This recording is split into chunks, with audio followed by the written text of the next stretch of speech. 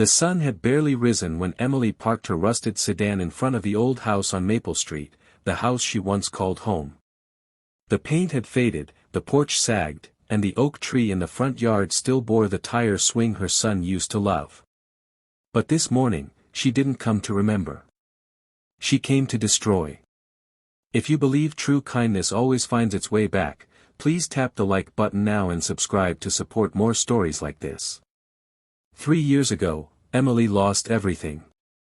Her husband's sudden death sent her spiraling into grief, medical bills piled up, and before long, the bank took the house. She drifted between motels, scraping by on part-time jobs, carrying only a single box of photographs and a heart full of bitterness. The house had been sold to someone else, a stranger who, she imagined, would never understand what those walls had once held. But today, standing in the chill of early morning, something inside her snapped. She pulled a spray can from her bag. Why should he have it when I lost everything? She thought. The hiss of paint cut through the quiet street as angry words bled across the garage door. Thief. You stole my life. She barely noticed the sound of footsteps behind her. Hey, a man's voice called. Emily froze. Turning around, she saw a man in his mid-40s, jeans, work gloves, and eyes that didn't match the anger she expected. He looked more curious than furious. Are you Emily? He asked softly, as if he already knew. Her chest tightened. You're the new owner, I'm guessing, she muttered, expecting the shouting, the threats, maybe even the police. But he didn't yell. He looked at the dripping red words on his garage, then back at her trembling hands. You lived here before me, he said. Didn't you? Emily couldn't answer. Her throat burned as she nodded. He took a slow breath, then said something that made her knees weak. I'm sorry for what this house must mean to you. No one had ever said that before. Not the bank, not the city clerk, not even her friends who had quietly drifted away. The man, Mark, walked to his truck, returned with a rag, and started wiping the paint. No need for a lawsuit or police report, he said quietly. Some things matter more than a garage door. Emily felt the rage drain out of her, leaving only shame and exhaustion. I shouldn't have come, she whispered. I couldn't stand knowing someone else was living my life. Mark nodded slowly. You didn't lose everything, he said, setting the rag down. You lost a house.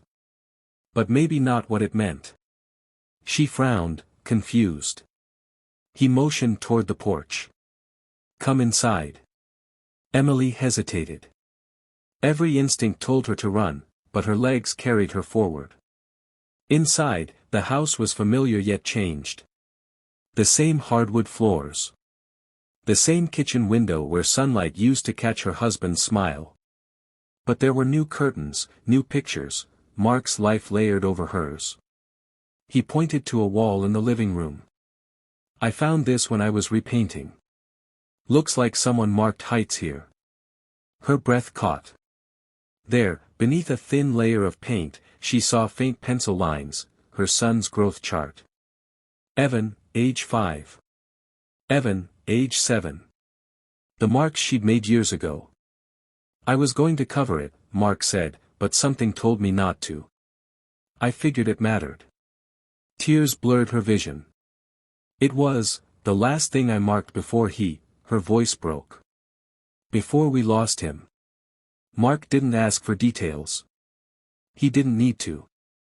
He simply stood beside her, silent and steady. After a long pause, he said, I kept the garden, too. Didn't know who planted it, but it blooms every spring. Thought about redoing it, but somehow, I couldn't. Emily stepped out to the backyard. The flower beds she had once tended were still there, overgrown, wild, yet alive. Yellow tulips, her husband's favorite. She dropped to her knees, tracing the petals with shaking fingers. When she looked up, Mark was holding something out to her. A small silver key. This one doesn't open the house, he said. It's for the garden shed. I cleaned it up last year. Thought you might like to use it, if you ever want to come back and tend the flowers again. She stared at the key, stunned. Why would you trust me? Because pain doesn't make you a criminal, he said softly. It just means you've been carrying too much alone. Emily pressed the key to her chest. For the first time in years, she felt something shift inside her, like the house had opened a door not in its walls, but in her heart. We'd love to hear your story.